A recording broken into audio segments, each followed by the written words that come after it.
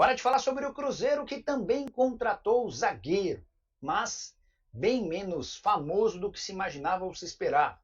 Novo reforço da Raposa era reserva no Atlético Paranaense, eu me refiro a Matheus Gamarra, zagueiro paraguaio de 24 anos de idade, que havia sido comprado na temporada passada do Furacão junto ao Olímpia. Operação na oportunidade de 3 milhões 250 mil euros. Ele chega ao Cruzeiro por empréstimo, sem custos e numa troca. O Cruzeiro mandou o atacante Tevez, de muita expectativa. O menino tem arrebentado nas categorias de base para jogar no Furacão. Ainda perguntei para o dirigente cruzeirense quais foram as condições de negócio para uma eventual compra dos dois lados. Ainda não tenho a notícia. Assim que conseguir essa confirmação, trago para vocês. Só para completar, falar um pouquinho sobre o Matheus Gamarra. Temporada passada de 36 jogos e 1 gol com a camisa do Atlético. Já nesse ano esteve em apenas 2 partidas, sempre entrando no final dos jogos contra Cianorte e São Joséense pelo Campeonato Paranaense. Vamos lá com as informações de bastidores, porque Josefer teve o contrato já publicado no BID com o América, emprestado até o final da temporada, vai jogar em 2025 no América, sendo emprestado aí pelo Cruzeiro. Ele ainda vem se recuperando de uma lesão que ele teve na Copinha, agora já está na reta final, mas teve o contrato aí publicado no BID porque hoje é o último dia para regularizar jogador para ficar à disposição no Campeonato Mineiro. Então, se ele se recuperar para frente, o jogador ficaria à disposição do América. Só que o Cruzeiro não quer isso, né? Porque para ele jogar o Campeonato Mineiro, contra o Cruzeiro ele não joga. O América teria que estar na final. E o América está na final, teria que eliminar o Cruzeiro. Então, não é um bom negócio que o Josefer possa jogar somente a partir da Série B do Campeonato Brasileiro, que é a competição aí que o América vai disputar, e também a Copa do Brasil. Então, Josefer é emprestado até o final desta temporada. Outra questão: o Cruzeiro tem o Gamarra como zagueiro para a sequência da temporada. Matheus Gamarra é um jogador paraguaio que foi contratado pelo Atlético Paranaense. Na época veio como uma grande contratação, só que teve um começo bom, depois não se firmou, teve muita dificuldade e não vinha atuando nesta temporada no Atlético Paranaense, era alvo de outros clubes, futebol argentino estava de olho. O Matheus Gamarra tem 24 anos, apareceu muito bem no Olímpia, Copa Libertadores e por aí vai, e vem emprestado ao Cruzeiro numa troca com o Atlético Paranaense, uma troca por empréstimo. O Tevez, atacante jovem, está indo para o Atlético Paranaense também por empréstimo até o final da temporada. O Gamarra até 31 de dezembro de 2025, emprestado ao Cruzeiro. Tevez até 31 de dezembro de 2025, emprestado ao Atlético Paranaense. E o Matheus Gamarra já está no BID, porque hoje, como eu disse mais cedo, se encerra o prazo para inscrever jogador no Campeonato Mineiro. O atleta tem que estar no BID até 19 horas de sexta-feira, né? Então tudo caminhou bem e o Cruzeiro agiu rápido e colocou o atleta em condição de jogo. O Gamarra vai chegar nos próximos dias a Belo Horizonte. Ele jogaria com o Atlético Paranaense, jogo do Campeonato Paranaense. Então vai chegar nos próximos dias a BH para iniciar os treinamentos e está à disposição para a fase final do Campeonato Mineiro, caso a comissão técnica entenda que ele possa ser relacionado, vai estar regularizado, é o que o Cruzeiro trabalhou. Com a vinda do Matheus Gamarra, negociação por João Vitor não mais acontecerá. O Cruzeiro tinha o interesse, mas dentro daquele cenário de assumir dívida do Vasco com o Benfica, a operação ia ficar cara. O Cruzeiro tinha interesse, mas em uma outra realidade. Então apareceu essa hipótese com o Atlético Paranaense, do Matheus Gamarra, empréstimo para lá, empréstimo para cá. O Cruzeiro resolveu fazer esse movimento. Tem o jogador até o final do ano, sem um custo aí tão elevado como seria com o João Vitor, e dá mais espaço ainda, né, para Jonathan Jesus, que vem atuando muito bem ao lado de Fabrício Bruno na zaga do Cruzeiro. A janela mesmo se encerra no dia 28 de fevereiro. Leonardo Jardim vem fazendo as avaliações que ele tem que fazer agora em loco, né? Conversando com a diretoria. Para a zaga, é fato que o Cruzeiro não vai mais ao mercado. E por isso a gente trouxe a informação que a negociação do João Vitor está finalizada. Para outra posição, aí teríamos que aguardar essa avaliação do Leonardo Jardim e ver o que pode acontecer. Ou talvez deixar para a janela do meio do ano, mas isso tudo depende da nova comissão técnica. O Leonardo Jardim, neste momento, ele quer fazer muito mais com o que tem de material humano, que isso tudo, todo mundo considera que o Cruzeiro tem um bom elenco, foi montado um bom elenco. Claro que pode ter uma carência ou outra, mas o entendimento geral é que com esse time o Cruzeiro tem que render muito mais, e aí é missão para o técnico Leonardo Jardim. O Tevez emprestado, o Joseph emprestado. Até mais cedo eu tinha falado sobre, por exemplo, o empréstimo do Pedrão.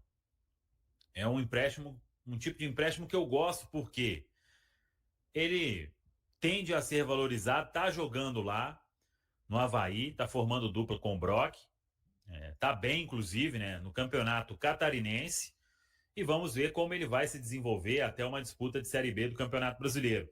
Porque esse tipo de empréstimo, se ele consegue jogar lá, você dá rodagem para o garoto, bagagem para ele voltar para o clube, né, que detém os direitos econômicos do atleta. Então, isso é importante.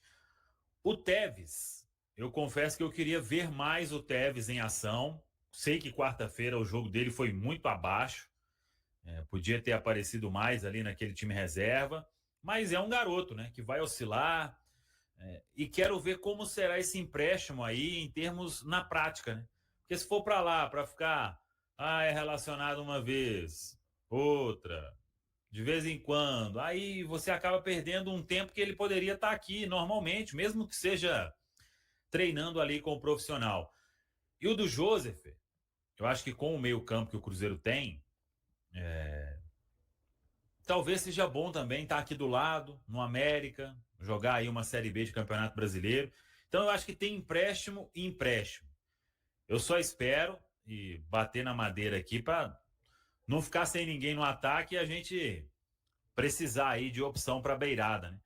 Nessa situação do Tevez. Agora, bate naquilo também que a gente sempre debate, que planejamento de base, a gente está muito aquém, né? Muito aquém. Eu sei que precisa tá um time estruturado para facilitar para os garotos, porque se a gente voltar ali no jogo com o Bahia, quantas pessoas lá meteram o pau no Joseph, né? Essa que é a verdade, né? Se a gente procurar aí voltar lá atrás, é um monte de gente, né? Então, a gente também não tem a paciência que deveria ter, em alguns casos com razão, em outros casos sem razão. Isso faz parte também do processo. Aí, qual o jogo que o Kenji entrou? Tentou uns 3 cruzamentos lá, não deu certo também. Nossa, Deus! Então, a César o que é de César, né? Mas o planejamento nosso de base, ele precisa de muita coisa ainda, muita coisa. Vai mais um Campeonato Mineiro para o seu final e a gente usou pouquíssima gente. Quarta-feira podia ser, né? Mas aí os reservas conseguiram fazer aquela proeza, né? De um jogo que era muito fácil, que podia entrar um monte de garoto. No segundo tempo, conseguiram levar a virada do jeito que levou. Então, só para a gente iniciar aqui, a base tem bons valores? Tem. A gente, nós também incluindo, precisamos ter mais paciência? Sim. Mas um empréstimo ou outro a gente precisa entender também. Não tem que emprestar todo mundo, né? Porque se a gente for olhar o futebol brasileiro aí, em cada clube você vai pegar, passou na base, passou. E estão aí disputando Série A de Campeonato Brasileiro, estão lá fora. Fabrício Bruno tá aí um exemplo para a gente tratar bem, né? Era nosso, voltou custando 7 milhões de euros. Falei muito, agora vocês entram aí na resenha. Boa, eu vou começar falando até, assim, essa questão do Tevez e do Joseph, né? A verdade é que depois, principalmente da entrevista coletiva do técnico Leonardo Jardim, eu acho que são movimentos que, caso o Cruzeiro não fizesse, seriam jogadores que ficariam literalmente no elenco profissional, mas como terceira opção da posição respectiva em que eles ocupam.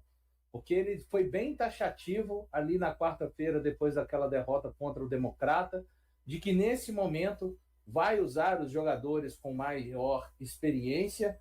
Então, dizendo até nas entrelinhas, né, que não seria justo colocar essa responsabilidade deste momento às costas dos jogadores mais jovens. E é isso, né? O Cruzeiro que conseguiu ter um técnico que ficou na categoria de base durante quase 3 anos, e quando esse técnico também foi o técnico principal do Cruzeiro, ele não fez nem de longe o uso e o aproveitamento dos jogadores que ele conheceu muito bem durante quase 3 anos na categoria de base. Então, para mim, está mais do que claro que, como disse o Samuel Venâncio, precisa do Cruzeiro definitivamente instituir, seja a partir do ano de 2026, porque esse ano já era, que no elenco principal, toda a temporada precisa de tentar utilizar X números de jogadores da categoria de base durante o Campeonato Mineiro. Eu também sou totalmente contra essa onda de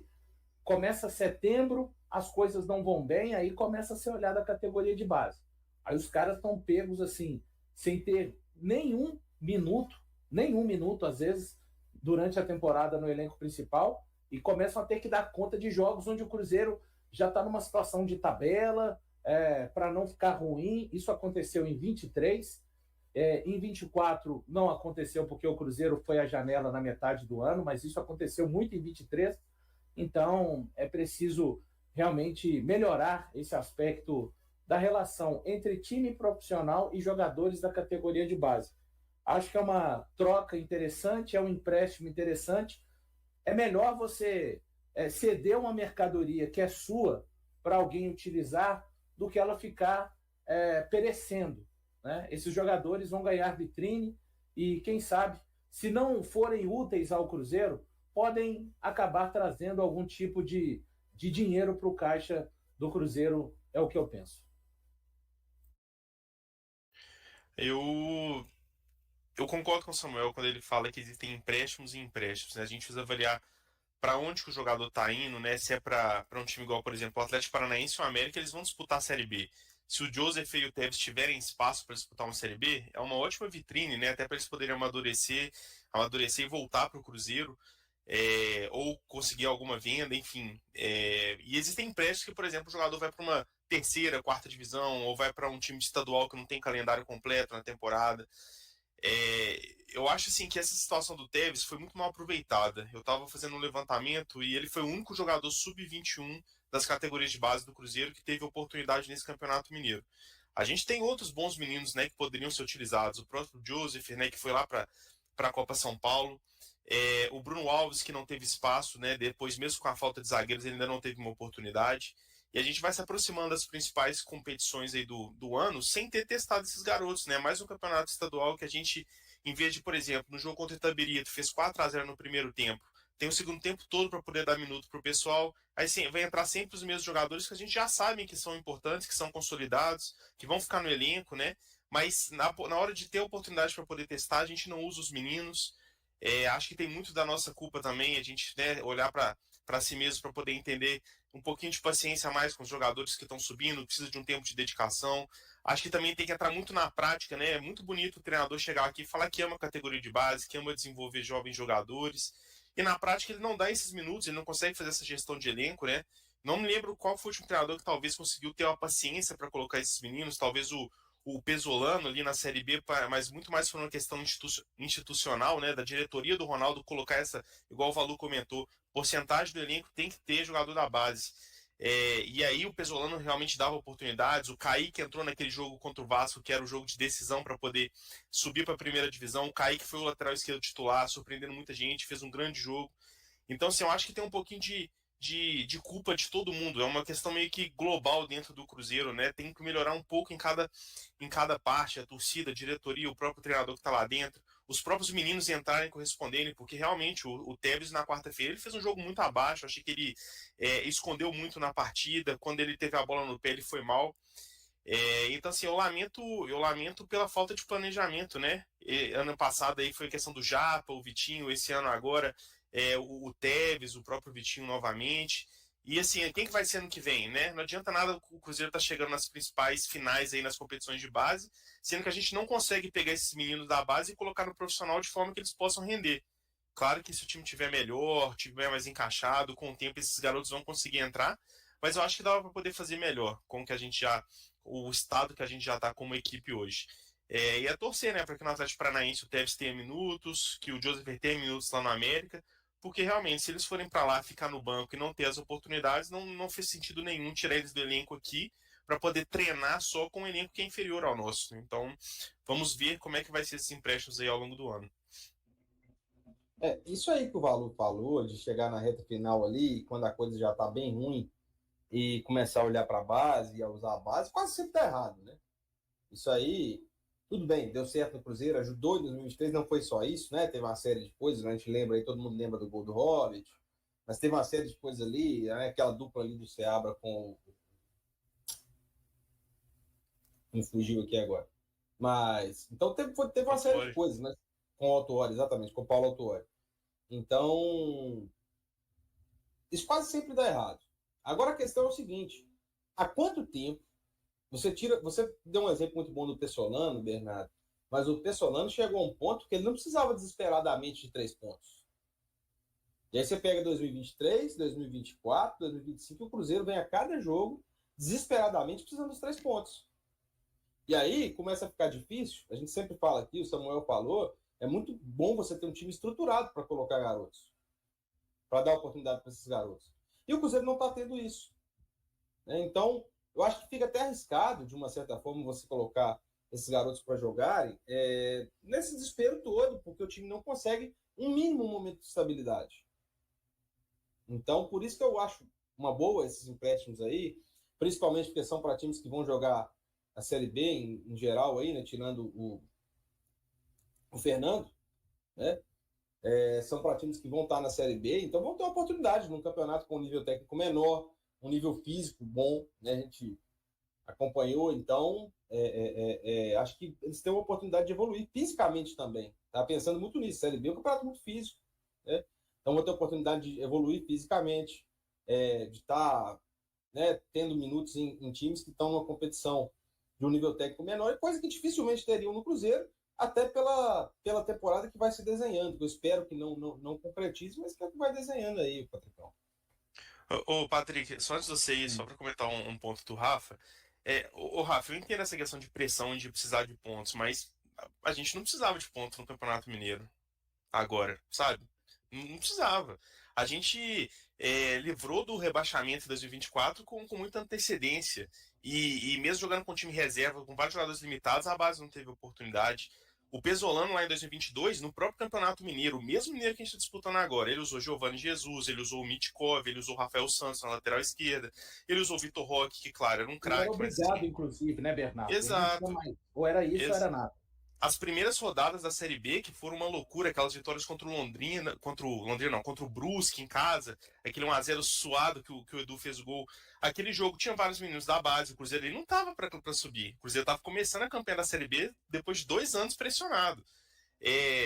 Contra o Vasco mesmo, o jogo que ele saca ele não coloca o Rafael Santos, ele não coloca o Bidu no lateral esquerdo, ele coloca o Kaique, que era o mais novo de todos. Era um jogo que o Cruzeiro estava brigando direto contra o Vasco para poder garantir classificação. O Cruzeiro precisava daqueles 3 pontos.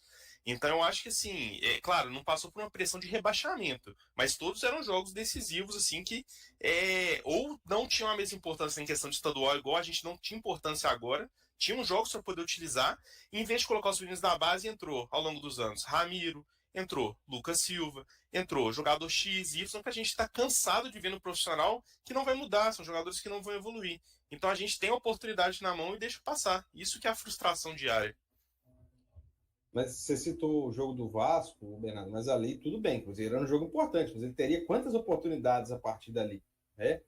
Então, acho que você fala muito bem do início do campeonato, mas eu acho que 2023, 2024, você está falando do final aí, o Cruzeiro salvou do rebaixamento, mas ele ficou lutando, querendo, né? Tentando ali uma vaga que fugiu e tudo e tal. Então, acho que não era bem assim, não estava tão tranquilo para colocar jogadores da base, e eu acho que os treinadores, de uma certa forma, têm esse receio também, né? Acho que você, mesmo que você não concorde, você entende também que é um certo receio por parte dos treinadores, né? Essa pressão que fica.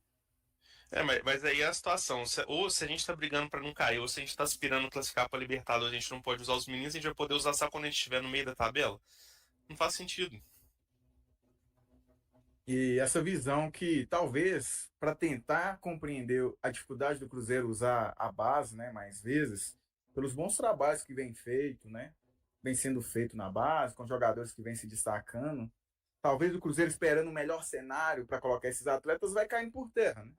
Porque, inclusive, em termos de argumentos, já vimos em outras situações que times com piores situações que o Cruzeiro bancaram esses meninos recentemente e, além de ter o retorno técnico, já teve retorno financeiro. Já citei aqui o caso do Gabriel Carvalho no Inter, do Wesley no Corinthians, em situações bem piores da do Cruzeiro, para ficar somente do ano passado. E o Valu lembrou muito bem, né? Aí chega ali para agosto, setembro, outubro, começa, né, a contar com lesões, aí olha para a base.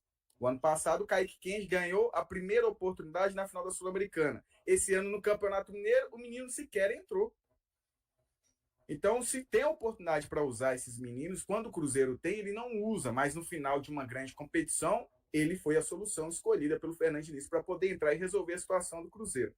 Eu não faria esse movimento agora em relação ao Tevez, entendendo todo o contexto, principalmente do Cruzeiro contar no elenco com muitas opções no ataque. Porém, em termos de características, eu vejo que hoje o Marquinhos, o Tevez é o que mais se aproxima, né? Um jogador rápido que consegue fazer beirada de campo. E eu lembro que quando o Cruzeiro contrata o Marquinhos, um dos receios daqueles que talvez, né, usou como argumento que não contrataria o Marquinhos naquele momento, Valor, era que talvez poderia ter tirado o espaço, inclusive, do Tevez, e isso se confirmou. Não que o Marquinhos esteja fazendo uma temporada ruim, pelo contrário, até me surpreendendo e continue evoluindo. Contudo, o Tevez automaticamente perdeu espaço, inclusive, na posição dele. Porque, para quem lembra do Tevez, na base, onde ele fez mais de 20 gols, 20 assistências, ele jogava pelo lado direito. E com o Marquinhos aqui no elenco, o Tevez, quando ganhava oportunidade, era sempre pelo lado esquerdo. Então, até para potencializar esses meninos, na hora de ser usado, a preferência é para outro valor. Por isso que, ainda que o Marquinhos era tido como titular, o Cruzeiro precisava rodar mais esse elenco e dar mais oportunidade para o Tevez, que no ano passado, quando as coisas apertaram, foi usado e deu conta do recado. Não estou falando que o Tevez é a solução do problema. Só acho que o Cruzeiro, que vai contar, como já está contando, com situações de lesões, talvez o Tevez ter no elenco neste momento seria muito bom. Mas pensando pelo lado bom, como o Valu também falou, talvez o empréstimo ao Atlético Paranaense, caso ele venha a ter visibilidade, talvez também seja o melhor cenário. Mas essa incoerência acerca do Cruzeiro para usar base, uma dificuldade, né, tentando talvez passar uma impressão que espera o melhor momento para colocar esses atletas, já que o Cruzeiro não vive um bom momento há algum tempo, vai caindo por terra diante das próprias atitudes do Cruzeiro com os meninos da base. São quase 4.000 pessoas aí. Eu acho que o Marquinhos está sendo uma boa peça, né? Então, nesse caso, eu acho que não dá para a gente colocar o Marquinhos. Ele vai tirar espaço. Não, se ele tirou espaço, eu acho que hoje está com razão, né? Que ele está sendo importante para a gente ali. Eu acho que vai ser uma peça aí. Não vejo o Marquinhos como titular absoluto ao longo de 2025, mas um jogador que vai render alguma coisa quando precisar ali. Ainda acho que o Cruzeiro, nessa janela, talvez não, né? Mas em outra, vai precisar ainda de um ponta, aquele ponta mesmo. Por mais que o Dudu tenha